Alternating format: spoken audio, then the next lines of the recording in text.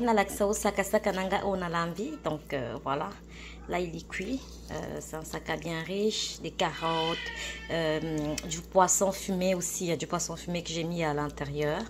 Il y a aussi du poisson, on appelle ça le macaron, c'est ça, jrel, voilà.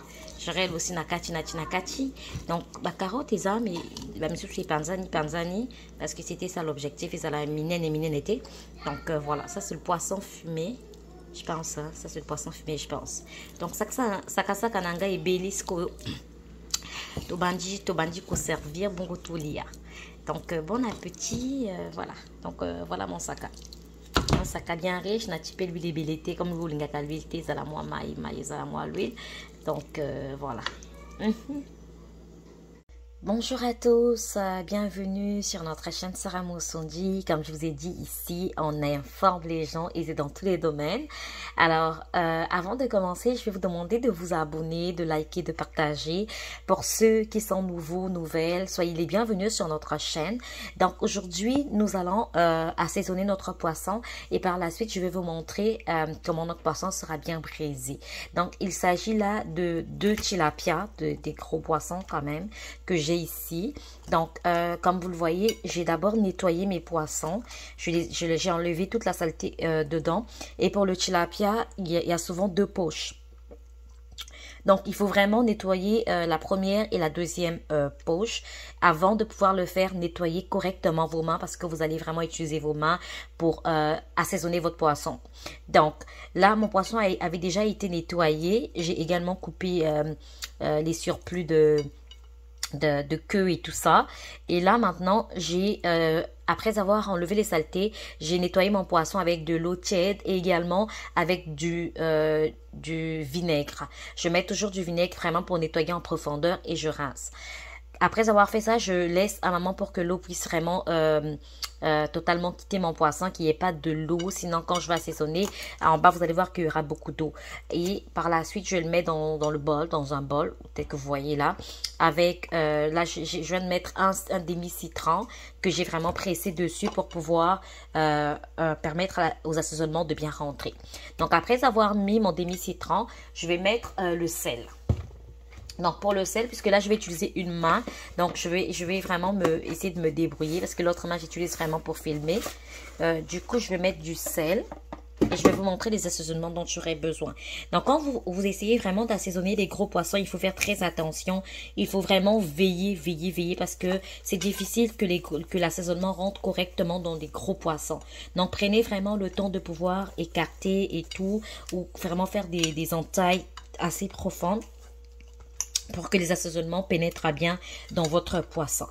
Donc là, je viens juste de mettre du sel et je vais en ajouter. Donc comme je vous ai dit, j'utilise une seule main, donc c'est un peu difficile pour moi. Parce que généralement, j'utilise mes 2 mains. Du coup, je prends l'autre main pour écarter, en fait, pour vraiment ouvrir les parties où j'ai fait des blessures pour pouvoir assaisonner correctement mon poisson. Mais on va faire avec les moyens de bord. Donc, je vais mettre également du sel, mais il faut vraiment mettre un peu pour doser votre sel. Donc, par rapport à la manière dont vous voulez que votre poisson soit assaisonné. Il faut mettre également à l'intérieur. Donc, comme je vous ai dit, il faudrait que vos mains soient vraiment propres pour pouvoir mettre votre sel et autres à l'intérieur du poisson. Donc là, je viens de mettre mon sel. Par la suite, je vais prendre, ici j'ai un mélange de poivre blanc, muscade que j'utilise beaucoup. Donc je vais juste mettre au-dessus. En tout cas, si vous voulez que votre poisson soit bien épicé, vous mettez à votre guise. Il n'y a pas vraiment, je ne vais pas vous dire donc les limites que vous allez utiliser, mais tout ce que je vais vous dire, c'est vous qui savez ce que vous aimez, si c'est vraiment épicé ou pas trop, c'est vraiment à vous de voir. Donc moi, j'aime quand le poisson est assez épicé, voilà. Donc j'en rajoute vraiment. Et mon chéri également aime quand le poisson est bien épicé. Donc excusez-moi si la caméra va un peu de côté, c'est parce que j'utilise une main pour filmer et l'autre pour pouvoir mettre les assaisonnements. Donc ça serait pas facile pour moi. Ok, donc vous faites la même chose sur les deux poissons. Vraiment, veillez à ce que les deux poissons puissent être assaisonnés parce que sinon vous aurez un poisson qui sera bien assaisonné et l'autre non. Donc, c'est un peu difficile parce que j'utilise la même main. Mais je vais le mettre sur ma main pour pouvoir introduire dans le poisson. Sinon, je mettrai au-dessus et puis prendre comme ça pour pouvoir introduire dedans. Parfait.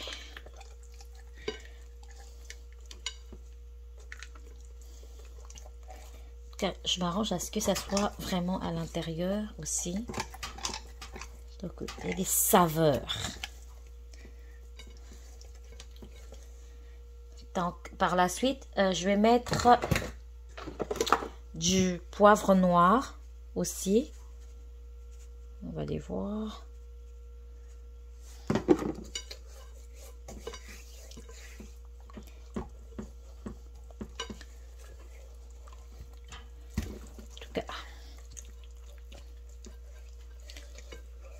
Assurez-vous de bien mélanger, que les assaisonnements soient bien repartis. Voilà, que ce soit de tous les côtés. Donc là, je vais mettre un tout petit peu parce que j'ai déjà mis du poivre blanc, de la muscade et tout. Donc, pour le poivre noir, je ne vais pas en mettre beaucoup.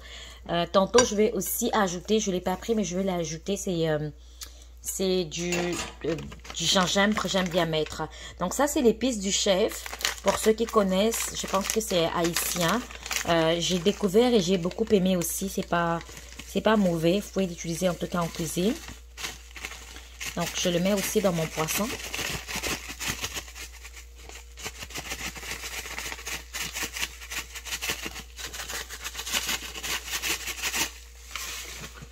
Ça, c'est vraiment pour un bon poisson bien assaisonné. Ok. De temps en temps, il faut aussi goûter le sel. Donc, n'ajoutez pas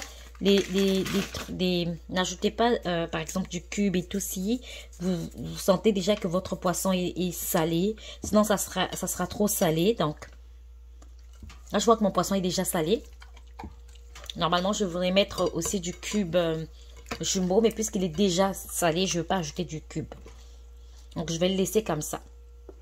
J'aime bien mettre aussi de la... Ça, c'est pour des brochettes, des épices de brochettes. Mais tantôt, j'ai pris de la cannelle, voilà. J'aime bien mettre de la cannelle moulue sur mon poisson aussi. Parce que c'est très bien pour la santé, la cannelle. Donc, j'ai découvert ça. Et depuis que j'ai découvert, j'utilise beaucoup de cannelle, en tout cas. Parfait. Et en même temps, je vais mettre... Je vais juste ouvrir ça. C'est vraiment des assaisonnements. Vous voyez, c'est vraiment un mélange. Donc, c'est un peu épicé. Quand je dis épicé, c'est qu'il y a du piment dedans. Donc, faites vraiment, allez-y mollo avec. Sinon, votre poisson sera trop épicé. Et si vous avez des enfants, c'est compliqué. Donc, allez-y mollo avec.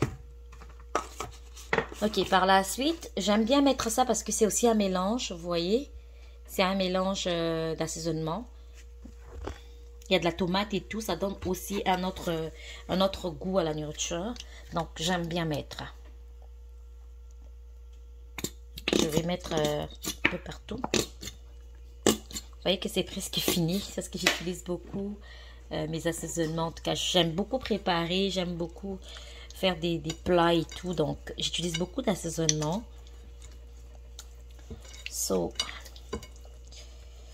Faites aussi attention avec les écailles et tout. Ça peut facilement vous blesser, entrer entre les ongles et tout. Donc, faites vraiment attention quand vous faites du poisson. Tantôt, ça venait de me piquer.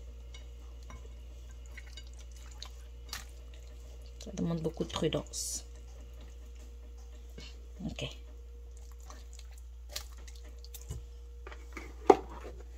Donc, comme je viens de tourner mon poisson, je vais en rajouter ici. Parce que je vais en mettre également à l'intérieur de mon poisson.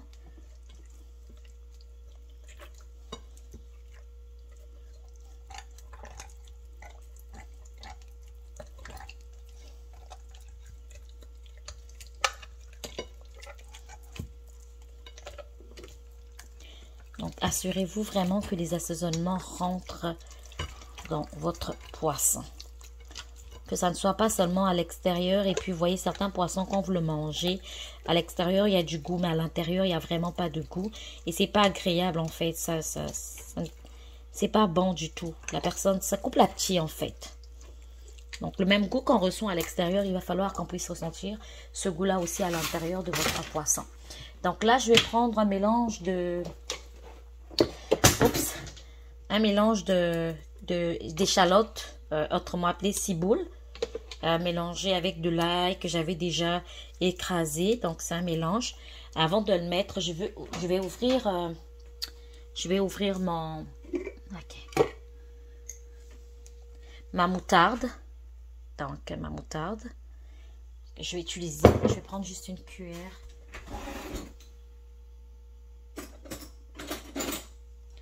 Ok.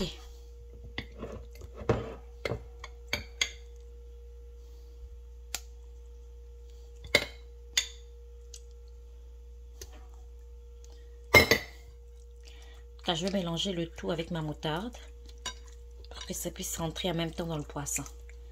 Ça va m'éviter de faire du travail.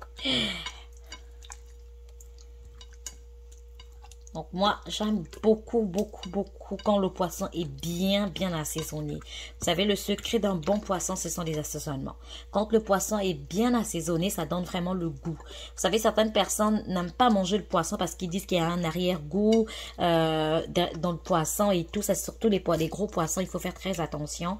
Et certains poissons demandent vraiment un nettoyage à fond pour pouvoir enlever l'arrière-goût et enlever également les... Comment on appelle ça? En bon français, le mot m'échappe. Ok. Certains disent zéi. Je sais pas comment on appelle ça là. Que ça soit gluant dessus et tout. C'est vraiment comme... Pour enlever tout ça là. Il faut juste nettoyer avec du citron. Si vous n'avez pas du vinaigre, mais le vinaigre blanc, c'est vraiment l'idéal. Parce que moi, c'est vraiment ce que j'utilise. Je préfère vraiment utiliser les deux. Donc, au départ, je nettoie avec du vinaigre. Et par la suite, j'utilise du citron pour pouvoir comme assaisonner. Parce que le citron permet... facilite en fait que les assaisonnements puissent bien pénétrer dans votre poisson. D'où quand vous mettez le sel, il faut vraiment doser pour éviter que le poisson soit trop salé. Parce que c'est la même chose que vous allez faire en plus pour votre... c'est la même chose que vous allez faire pour votre...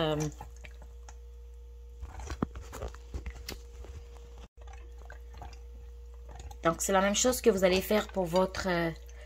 pour n'importe quelle braise que vous voulez faire, que ce soit du poulet, que ce soit des brochettes et tout. C'est vraiment le secret, c'est vraiment les assaisonnements. Et quand vous avez réussi vos assaisonnements, vous pouvez aussi faire en amont, comme mélanger les assaisonnements, que ce soit le cube, que ce soit l'ail, le citron, tout ce que vous voulez. Que je dis pas le citron, plutôt l'ail, la muscade, le poivre noir. Vous pouvez tout mettre en fait dans votre moulinex et puis écraser le tout pour que ce soit bien mélangé. Et par la suite, juste appliquer quand vous aurez mis votre citron et le miel. Donc là, j'ai fini avec mes assaisonnements. Qui est déjà salé, donc je ne vais pas mettre je vais pas mettre le cube. Du coup, je vais laisser reposer pendant au moins 2 heures. Et par la suite, je vais préparer mon four pour pouvoir le mettre au four. On se retrouve très bientôt. Donc, pendant que mon poisson est au four et est en train de cuire, donc là, j'ai préparé ma marmite de sakasaka. Là-dedans, il y a 800 grammes de sakasaka. En tout cas, je vais faire le sakasaka à la congolaise de Brazzaville.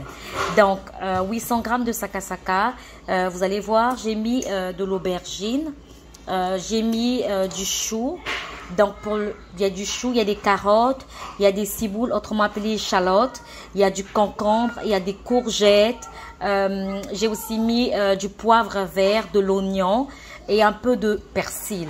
Donc, voilà ce que j'ai mis je vais mettre dans mon sakasaka pour que ça soit bien riche.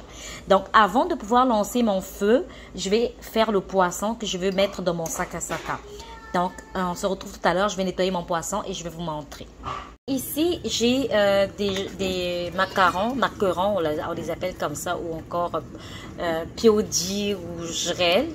Donc, je vais nettoyer mes poissons que je vais mettre également dans mon sac à sac. Du coup, je ne peux pas vous montrer comment je suis en train de le faire parce que j'ai qu'une seule main et j'utilise l'autre main pour tenir le téléphone, pour filmer. Et mon autre main, je vais utiliser pour nettoyer. Donc, je suis obligée de pouvoir nettoyer et je vous montre quand mes poissons sont nettoyés. On se dit à tout de suite. Là, mon poisson est bien lavé, bien nettoyé. Vous voyez vraiment, il faut s'assurer qu'à l'intérieur, il n'y a plus de sang. Là, c'est mon sac. Donc, je vais tourner avant de pouvoir mettre mon poisson en haut. Et moi, ce que je fais, c'est que je mets toujours, quand je mets mon sac à sac, avant de le mettre, je mets un peu d'eau en bas avec du sel. Donc, pour pouvoir permettre à ce que le sac ait déjà ce goût salé là, pour ne pas ajouter trop d'assaisonnement, trop de sel plutôt. Je vais juste ajouter des épices tantôt. Donc, vous voyez que ma marmite, elle est pleine, mais ne vous inquiétez pas. Vous allez voir à un moment donné, elle va totalement baisser. C'est pour ça que quand vous mettez votre sac, la marmite est vide. Et quand vous mettez vos ingrédients, la marmite devient pleine. Et à un moment donné, ça va encore baisser en fait. Parce que tous ces condiments que vous allez mettre là vont se mélanger avec votre sac. Donc, comme épice, il n'y a pas vraiment une règle d'or. Moi ici, j'ai du poivre noir, de la muscade, un peu de cube bouillon et l'épice de chef que j'utilise toujours. Donc, certaines personnes disent qu'ils ne mettent pas des épices dans le sac, mais moi, j'en mets pour pouvoir donner en fait du goût à mon sac. Après, comme je dis, le tout dépend vraiment de vous si vous voulez en mettre ou pas. Le sac n'a pas vraiment une règle d'or pour dire qu'il ne faut pas mettre ci, il ne faut pas mettre ça. Je me souviens encore quand j'étais en train de préparer de la moine au Congo et tout. Et puis, il y a une amie qui venait me rendre visite. En tout cas, c'est une sœur pour moi aujourd'hui. Elle me voyait, elle me dit, mais pourquoi tu mets des assaisonnements dans la moine? La moine, on ne met pas des assaisonnements. Je lui ai dit, calme-toi. Et à la fin, quand elle a mangé la moine, elle m'a dit, désormais, c'est comme ça que je vais préparer en fait. Vous savez, il n'y a pas vraiment une règle d'or. En cuisine, il faut toujours innover, il faut créer. Il ne faut pas te dire que je commence par A, je termine par B et puis c'est ça. Non, il faut innover. Mais quand tu innoves, il faut t'assurer que ça ne va pas détruire également le plat. Donc là, je vais mettre mon poisson en haut. Mon poisson bien nettoyé en haut pour que ça puisse cuire ou pré-cuire, s'il faut le dire comme ça. Et par la suite, je vais enlever pour pouvoir enlever les arêtes et tout. Donc, je vais laisser ça comme ça et puis je vais couvrir ma marmite. Donc, pendant que mon sac est en train de cuire, vous voyez, mon poisson en haut, je vais sortir du four mon poisson que j'avais mis. Donc, le voilà. On va pas bien avoir à cause de la chaleur, mais vous voyez déjà mon poisson. Donc, il faut faire attention, c'est bien chaud et c'est bien cuit. Donc, voilà mon poisson. Je ne voulais pas qu'il soit trop sec, vous voyez. Donc, c'est ça. Et l'avantage avec le papier de cuisson, ça permet, ça évite que le poisson puisse coller. Donc, vous voyez, ça va totalement se bouger. Donc là, je peux le prendre tranquillement pour le mettre maintenant dans mon plat. Donc, à très bientôt. Donc, voilà mon poisson. Donc là, maintenant, je vais m'occuper de mon sac à sac et je vais également faire des bananes parce que je veux manger des bananes également, mais je veux aussi m'occuper de mon sac à sac. Donc, on se dit à très bientôt. Donc là, je viens enlever mon poisson. Ça ne puisse pas s'émietter dans mon sac.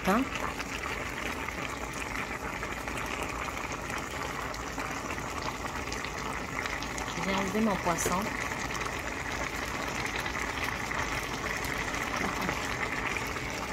C'est un peu flou parce qu'il y a la chaleur en même temps.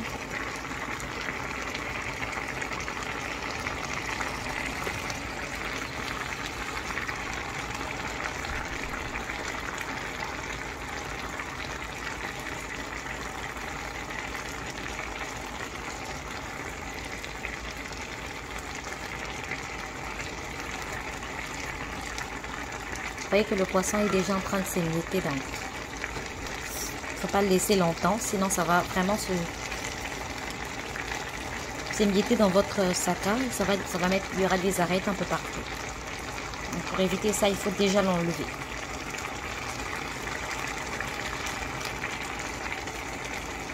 Parfait. Donc là, je vais couper mon sac à sac, mon poisson plutôt, désolé. Je vais ok, il y a un poisson qui est resté là. Faut vraiment prendre le soin de vérifier.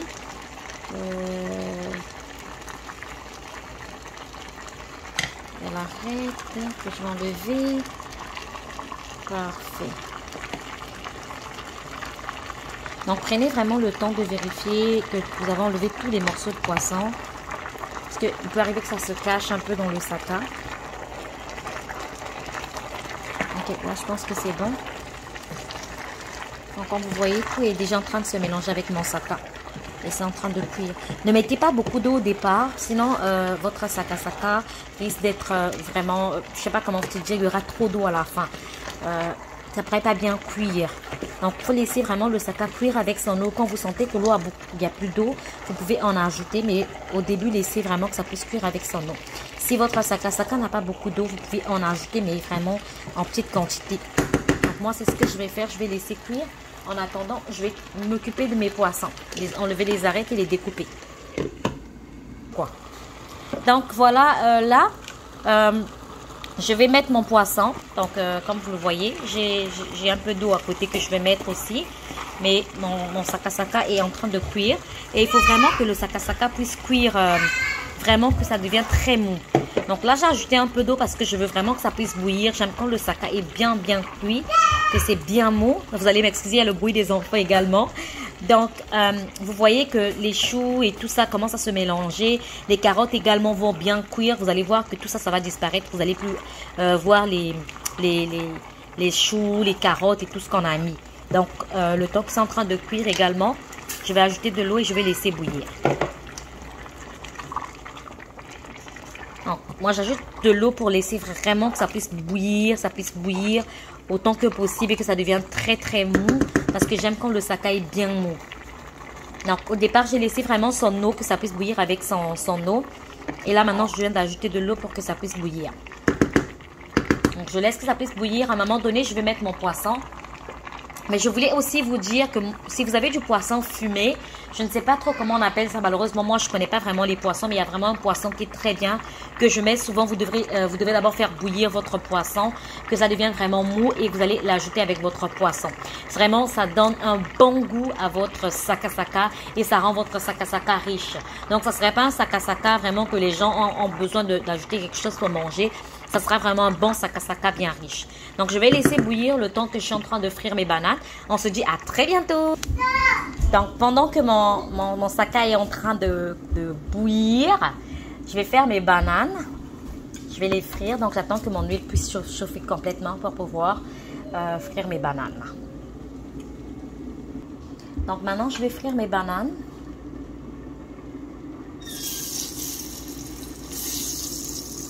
J'évite de mettre beaucoup d'huile pour que ça puisse pas vraiment rentrer dans les bananes aussi.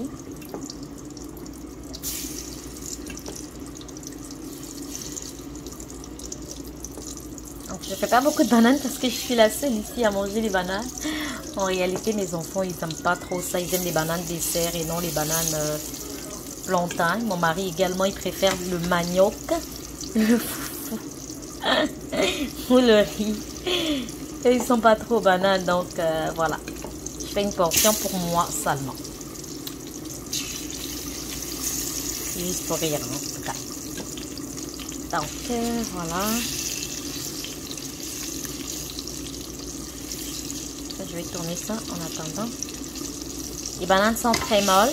Donc pour ceux qui sont au Canada et qui veulent vraiment acheter du bon saka, ce n'est pas qu'on ne me paye pas pour faire la publicité, mais j'en parle parce que vraiment, je suis satisfaite du saka. Moi, je ne préparais jamais le saka à la base. Et j'ai préparé le saka pour la première fois. C'était en janvier 2022 là. Et c'était vraiment apprécié de tout. C'était très bon. Et depuis ce jour-là, j'ai fait un deuxième qui était très bon également. Et j'ai eu le goût de préparer le saka. Donc, à la base, c'est que le saka, c'était vraiment bien parce que c'est pas un saka qui te fait vraiment, qui dure vraiment longtemps au feu. Du coup, les gens m'ont demandé, mais où est-ce que tu as acheté le saka? Alors que ces personnes-là également ont l'habitude de faire des achats à cet endroit-là. Et il y a d'autres qui font dans d'autres endroits et je leur ai carrément recommandé cet endroit. Et depuis ce jour-là, ils ont commencé à acheter aussi le saka là-bas. Donc, c'est ça.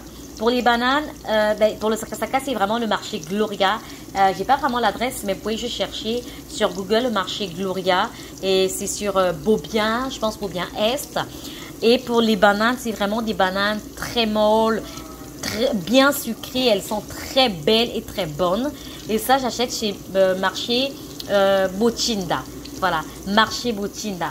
Donc c'est là-bas que j'achète. Le poisson fumé également, j'achète chez Maison Gloria. Le poisson Pio Diou Tilapia, j'achète également chez Maison Gloria. Donc c'est un peu ça. Maintenant mes légumes, moi j'achète pas ces amis fruits parce que ils ne prennent pas soin des légumes. Donc les légumes, j'achète vraiment chez Super C, chez IGA. Vous pouvez en trouver un peu partout. Donc ce sont vraiment de belles bananes, je vous assure, de très très belles bananes.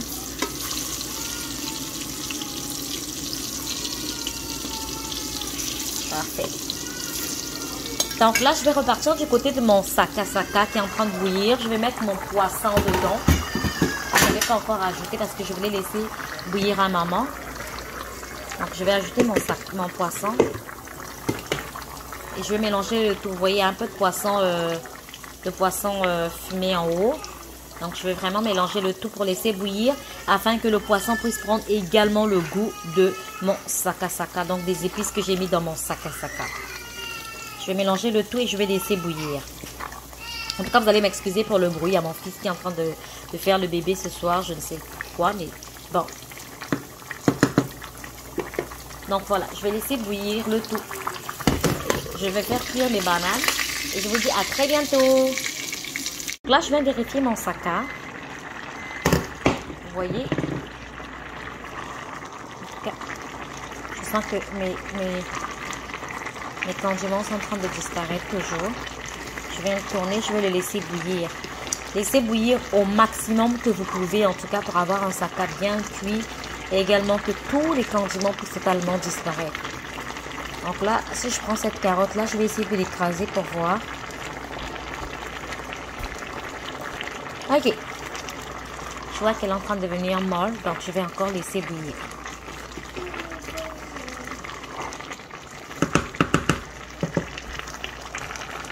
Donc, arrivé à cette étape, on va, vous voyez qu'il y a beaucoup d'eau encore. Donc, on va attendre vraiment que l'eau puisse diminuer. Vous voyez.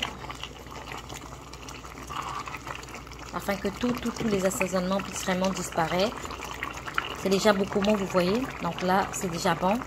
Ça me prouve que c'est déjà mou, donc c'est en train de disparaître au fur et à mesure. Et lorsque vous tournez votre saka, n'oubliez pas de pouvoir vraiment gratter au fond de la marmite parce que ça a tendance à pouvoir se coller au fond et ça peut facilement cramer au fond alors qu'il y a encore de l'eau. Donc veillez à ce que l'eau puisse vraiment descendre en bas.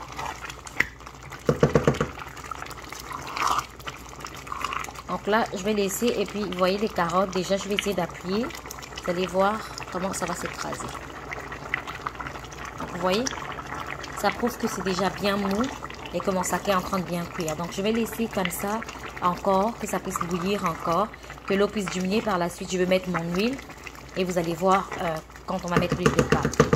Donc là, c'est sur la bonne voie. Et en ce moment-là, vous pouvez également goûter le sel. Donc, c'est vous qui préparez, qui savez exactement comment vous voulez que votre nourriture soit salée. Donc, si vous trouvez qu'il n'y a pas assez de sel, vous pouvez soit ajouter un peu de cube. Si vous n'aimez pas utiliser le cube, vous pouvez toujours mettre un peu de sel. Mais faites très attention. Là, généralement, la nourriture, quand il est encore au feu, ça peut sembler manquer du sel. Mais quand ça sera cuit là, que ça sera plus chaud, vous allez voir que ça sera trop salé. Donc, faites vraiment attention avec le sel. Donc, je vais laisser encore bouillir le temps que mon saké est en train de se ramollir encore et je reviens tantôt avec vous. Donc à cette étape là, lorsque je me rends compte que mon eau a diminué, ce que je vais faire, c'est que je vais maintenant mettre l'huile. Donc pour certains, s'ils ne veulent pas vraiment comme se chicaner avec des assaisonnements et tout ça là, vous pouvez toujours écraser le tout avant de le mettre dans le saké. Et moi je le mets comme ça vu que je sais que ça va s'écraser. Donc là je vais mettre un peu d'huile. Pas beaucoup, que je vais tourner et je vais laisser le peu d'eau qu'il reste vraiment que ça puisse bouillir avec mon huile. Comme je vous ai dit, j'essaie de gratter aussi le fond de ma marmite pour éviter que ça puisse cramer. Donc ça va cuire avec l'huile en même temps et je vais laisser bouillir comme ça quelques secondes. Donc arrivé à ce niveau là, il faut mettre je vais mettre la pâte d'arachide. La pâte d'arachide que je vais mettre, c'est vraiment la pâte d'arachide nature. Je vous conseille de choisir nature et non crémeux. Parce que crémeux, ça donne pas bon goût en fait à la nourriture. Donc je vais mettre la pâte d'arachide nature. Et je vais pas mettre beaucoup non plus parce que je n'aime pas trop quand le saka a vraiment le goût de la pâte d'arachide, comme si vous avez préparé la pâte d'arachide. C'est vraiment ça, c'est un saka. Donc il ne faut pas que ça soit également trop de pâte d'arachide, sinon après ça fait pas bon goût dans le saka. Donc je vais mélanger la pâte d'arachide en tout cas dans mon saka.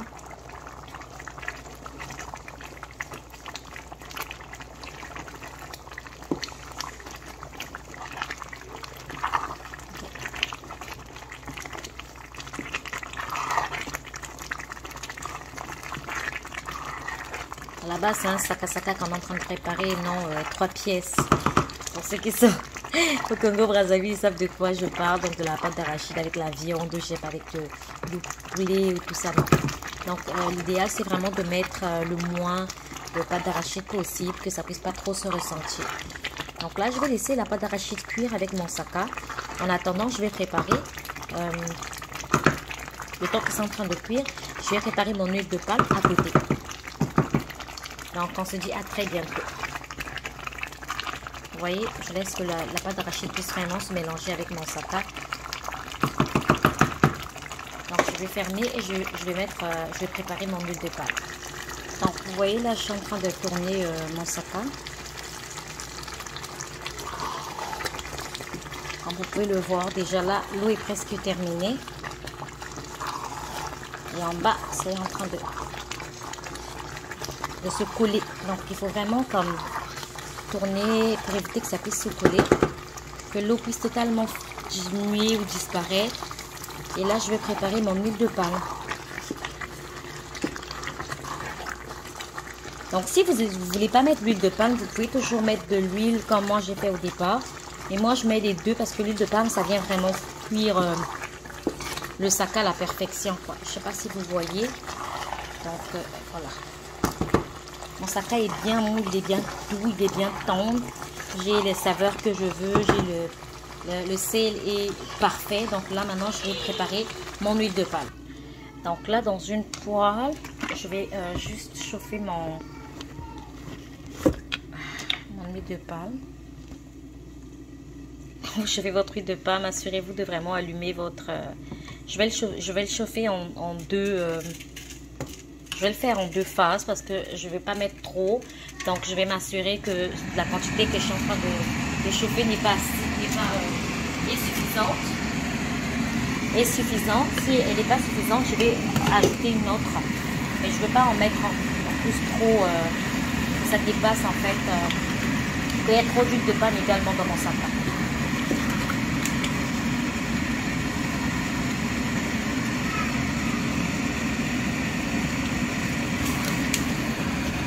Donc pour l'huile de palme, il faut toujours allumer la haute pour nous qui sommes, si vous êtes en Europe ou je sais pas en Amérique, pour éviter que oh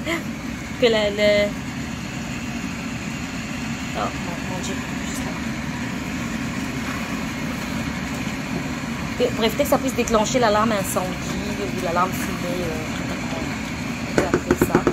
Donc il faut vraiment veiller à ça. En même temps, je suis en train de tourner mon saka aussi pour que ça ne puisse pas cramer en bas. Du coup, je vais vous montrer. Vous voyez, pendant que mon huile de palme est en train de chauffer, vraiment, je tourne mon saka pour que ça ne puisse pas cramer en bas. Parce que la pâte d'arachide fait cramer le saka rapidement. Et aussi vous assurer qu'il n'y ait plus d'eau.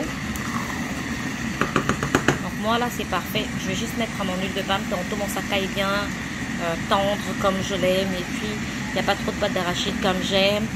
Quand mon mari aime. Donc mon huile de palme est en train de chauffer.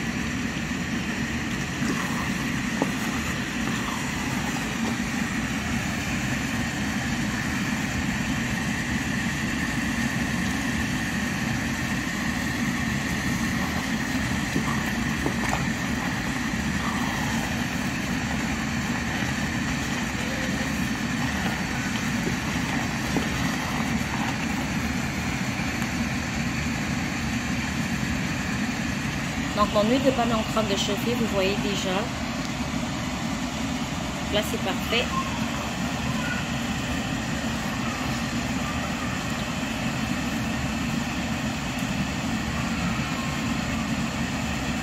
continue vraiment à tourner mon saka aussi.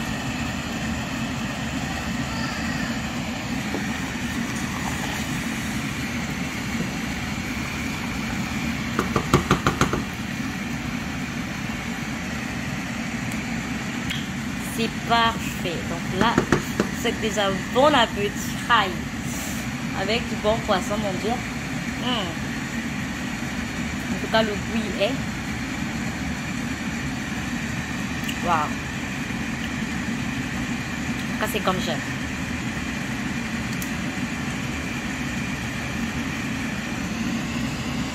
Je suis juste en train d'attendre mon huile de palme. En tout cas, l'huile de palme doit bien chauffer. Donc là, je suis en train d'attendre. Je vois que ça commence déjà à sortir, à mettre la fumée dans la maison. Donc, ça veut dire que c'est en train de bien chauffer. Je vais encore patienter que ça chauffe vraiment.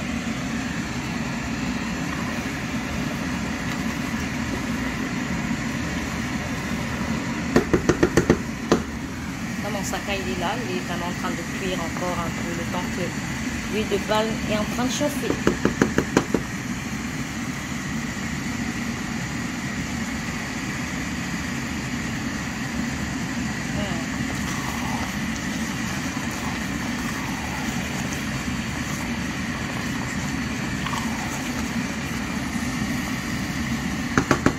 Donc là, c'est bon, mon huile de palme a bien chauffé. Je vais diminuer mon feu à fond pour pouvoir laisser au cas où je vais ajouter de l'huile de palme. Donc ce que je vais faire, c'est que je vais prendre, faites très attention.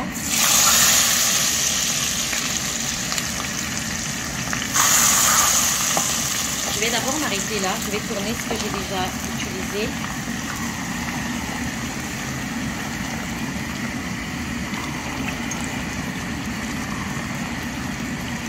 Pour ceux qui sont du Congo-Brazzaville, ils sont déjà en train de voir les couleurs de notre pays.